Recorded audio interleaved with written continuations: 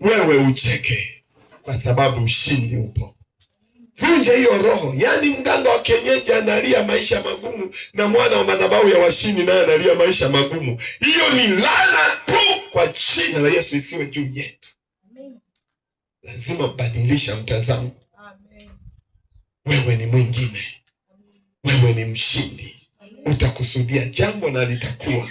Ishi na mamlaka ya kimbingu. Utakusudia jambo nalo litakuwa. Huwezi ukalia tena ukiwa kwenye madhabahu ya washindi. Kuna magonjwa, mwambie wewe gonjwa, nadhani umekosea njia. Hapa si mahali pako. Wewe ugonjwa, umekosea njia. Utapoteza muda wako, maana naweza nikakuangalia tu na usinifanye kitu. Biblia inasema mwanadamu atanifanya nini? Ugonjwa huu utanifanya nini? Lazima kuwa na mamlaka, na kusimama kwako kuwe imara. Uaminifu katika Mungu. Unataka ufanikiwe, weka uaminifu katika Mungu. Acha ujanja, acha ujanja. Weka uaminifu. Unaposikia madhabahuni, sisi mamlaka yetu ni 1/10. Ni aina moja tu. Ukipata pesa, kuwa mwaminifu na 1/10, utaona ishara na maajabu.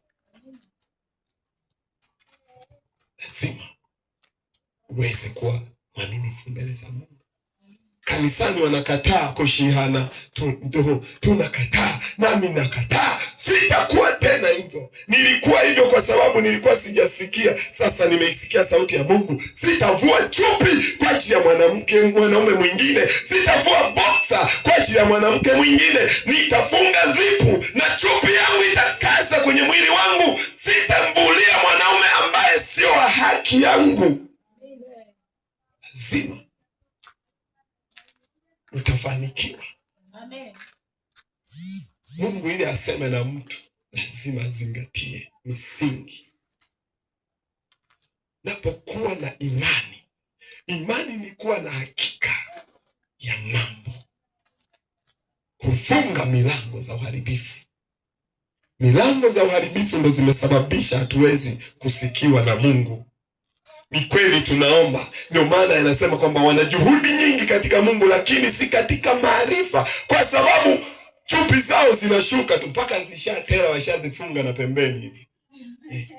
Unakuta chupi imefungwa, yani kwa sababu ya vuliwa ovyo kwa wanaume. Bwana Yesu asifiwe. Lazima ukatae hizo hali. Na lazima ubadilike. Hizo zilizotela kuanzia sasa kazichome moto. Naanza upya. Imani ni kuwa na hakika ya mambo yatarajiwa, ni bayana ya mambo yasiyoonekana. Lazima shalom. Sio aibu. Mungu wa madhabahu ni hatari sana. Mungu wa madhabahu ni fukua. Mungu wa madhabahu ni chomoa. Mpaka tunakaa katika neema. Bwana Yesu asifiwe. Amina. Sisi tumekuwa makahaba, mamalaya sana. Tumekutana na watu aina hiyo nyingi. Hako namuuliza vipi? Na buku tu chupi tu, lakini mpaka umenifunga hivi. Maisha magumu. Bwana Yesu asifiwe. Lakini Mungu ametukomboa, hatuko tena huko. Sasa tunaamuru, tunafukuza umaskini uliokithiri. Bwana Yesu asifiwe. Amen. Lazima uwe mwaminifu katika Mungu. Mungu ataziangazia njia. Joshua anaambiwa pata kuwepo mtu yeyote atakayesimama mbele yako. Nawe mwana wa madhabahu, hakuna ugonjwa, hakuna hasara itakayosimama mbele yako. Amen. Ishi na mamlaka ya kimbingu. Change wa nini? Kuanzia leo. Yes. Badilisha mtazamo wako. Nami ninabadilisha mtazamo wako. Tanzania, change your mind. Dunia, change your mind. Kwa sababu tusipobadilisha mtazamo, tukawa na mamlaka ya kimbingu, tutawezwa kirahisi. Lazima tushinde, na zaidi ya kushinda. Tunapokuwa na Mungu upande wetu, tunashinda, na zaidi ya nini? Ya kushinda. Joshua anasimamisha jua. Wewe inashindikanaje kusimamisha Ni kwa sababu tuna hofu na mashaka. Lazima tuvae hiyo nguvu. Mchawi yupo, unamjua kabisa, unaanza kumwogopa. Why? Wakati una mamlaka. Biblia imesema kwamba usimuache mwanamke mchawi kuishi. Hebu fungua Hesabu 22:22.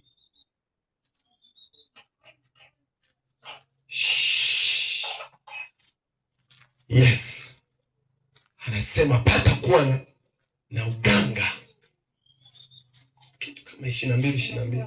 23:23. Yes, hebu twende. Mepewa mamlaka. Nitasoma kama ilivyoandikwa. Yes, Hesabu 23:23. Hakika hapana uchawi juu ya Yakobo. Wala hapana uganga juu ya Israeli. Yes. Sasa habari za Yakobo na Israeli zitasema, ni mambo gani aliyoyatenda Mungu. Amen. Tuko mahali hapa hatujaja kumwogopa mchawi. Tuko mahali hapa kwa sababu tumepewa mamlaka ya kimbingu, na tumekuja na neno linasema hapata kuwepo mganga mchawi wa kusomba afya zetu, wa kusomba mafanikio ya washindi. Hapata kuwepo mchawi wa kutusomba furaha zetu. Unayo mamlaka. Amesema ombeni neno lolote mtakalo kwa jina langu, mimi Mungu wa herufi kubwa nitalifanya. Unatishiwa na mtu asiyekuwa na suruali, mganga wa kienyeji asiyekuwa na suruali, anakufanya wewe umepanga mabegi na mabegi ya suruali ndani, unatetemeka. Lazima uwe na mamlaka. Anakutesa bibi kwenye ndoa yako, hata ukimwambia basi mimi nitoke, wewe njoo, hawezi. Bwana Yesu asifiwe. Unamwogopa. Wala msimuache mwanamke mchawi kuishi, kutawala. Fyeka kwa jina la Yesu, kwa sababu una mamlaka. Una mamlaka. Shalom, shalom. Shalom. Lazima tu change our mind. Kwa nini tuogope? Halafu mwana wa uasi yeye yuko sawa. Kwa nini wewe mwana wa mfalme aliye juu unaogopa? Halafu mwana wa mfalme wa kuzimu, halafu yeye amestawi. Lazima change your mind. Tuko pamoja? Tuko sawa? Tubadilishe mtazamo. Yatosha sisi kuteseka. Yatosha sisi kuombaomba. Yatosha kwenda kupiga vibarua. Nilimwambia Justina, no, mwaka huu hakuna. Funga mpaka. Wewe ni mwanamke, unaweza peleka biashara ukauza, ambao ukaweka na watu wengine vibarua. Lakini mtu aliyefungwa hawezi kuona mpaka ufunguliwe. Yatosha. Utakula. Yesu asifiwe. Amen. Kwa nini usile? Na imeandikwa mkitii na kukubali mtakula. Alafu kwa nini wewe umetii amri za Mungu alafu lale njaa? Kuna shida, hakuna mamlaka. Lazima upate hiyo mamlaka. Bwana Yesu asifiwe. Badilisha, change your mind. Mimi nimetii amri zote 10. Kuna nini? Kuna shida. Kuna shida. Lazima tubadilishe. Lazima turudi katika madhabahu, tumwambie Mungu, sasa tumeamua kuchange our mind. Tumeamua kubadilisha. Tunahitaji hiyo mamlaka. Hiyo mamlaka ya kuniwezesha mimi kula, ya kuniwezesha kuvaa nguo mpya, ya kuniwezesha mimi kuwa mwana wa ushindi, ya kuniwezesha kumiliki fedha na dhahabu. Change your mind. Badilisha mtazamo. Maombi yako geuza. Acha kuomba yale maombi ya kinyonge. mimi ni mdudu mbele zako Mungu, mimi ni mdudu tu. Utakuwa mdudu na utatafunwa na magonjwa na maradhi, hayatakuacha kwa sababu umesema wewe ni mdudu. Wakati Mungu akakaa kikao, yani mahali alipokaa kikao ni kumuumba mtu. Yani Mungu akaacha shughuli zake, mpaka wale waliokuwa wakisema mtakatifu, wakimwabudu, wakimrudishia sifa na utukufu, wakasema leo nyamazeni kikao. Wanasubiri kikao cha kufanya gani? Kikao. Wakakumbuka kuna mtu leo anataka kupigwa. Maana kikao cha kwanza kilikuwa ni kwa ajili ya kumshusha Ibilisi, si ndio hivyo? Kikao tena, wale wazee 24 wakaambia acheni kupiga hizi zenu, leo ni kikao kwa ajili ya kumuumba Justina aweze kuwepo ulimwenguni. Sasa huyu Justina anaogopa. Lazima tubadilishe mtazamo. Bwana Yesu asifiwe. Lazima tubadilishe mtazamo. Kikao kilichotendeka kutuumba sisi, hakutuumba Mungu. Biblia imesema hakutuumba na nini? Na hofu. Hakutuumba na woga. Hilo ni pando la yule Ibilisi mwasi. Aliweka ili uweze kuwa na hofu, ili usiweze kupaendea patakatifu. Aliweka hofu kama walivyonitia hofu kwamba ili nisiweze kusimama maombi ya siku 15, badala ya kusimama nanje kulela nani aliyenilazimisha kuja huku. Lakini kwa kuwa nimepewa mamlaka ya kulaani kila kitu, sina hofu, maana niliumbwa kwa kikao kizito. Mimi Yohana, kikao kizito mbinguni. Mungu alikaa na jopo lake akasema na tumuweke Yohana. Kwa nini niogope? Sema kwa jina la Yesu. Ufahamu wangu badilika. Ufahamu wangu toka kwenye giza la mashetani, giza la kuzimu, chomoka kwa jina la Yesu.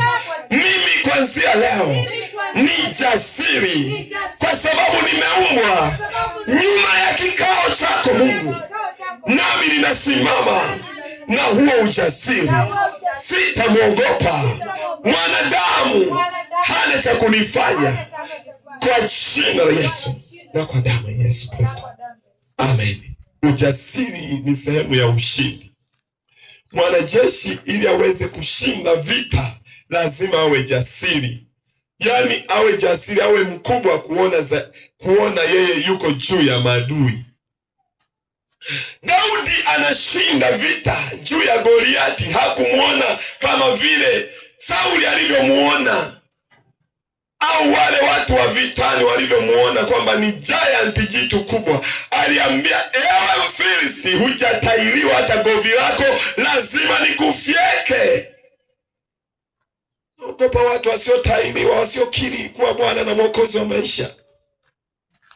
Na muogopa kisa amejifunga mailizi kakwamba ukoona. Mimi akiniambia hivi utaona, nikasema safi, nitaona, maana unakufa. Sio, badilisha mtazamo. Ukobona Justina na kweli nakobona, maana nalikobona ibenze kama guru. Badilisha. Daudi anasema, ewe Mfilisti usiotairiwa, leo ninakufyekelea mbali. Anza kulizalau tatizo ulilonalo. Usilipe nguvu. Lizalau litaanguka kama Goliati. Tatizo la madeni ulilonalo anza kulizalau. Kwani ni shingapi? Uhai wangu ni zaidi ya milioni 700. Uhai wangu ni zaidi ya bilioni. Mimi ni pesa zaidi ya pesa hizo za madeni. Takulipa na shinda. Daudi kijana mdogo, lakini jitu limesimama. Mtazamo wake yeye Daudi hakuliona leo simama, aliona ni kitu tayari shakwisha kuanguka. Ndio maana jiwe moja tu, change your mind. Anza kulizalau tatizo. Hata kabisa ukiwa na likidonda la sehemu za siri, ukishika januna, anza kulizalau, anza kulizalau, anza kulizalau. Kama ni fangasi isiyoisha, anza kuizalau. Kama ni aibu isiyokwisha, anza kuizalau. Ninatoka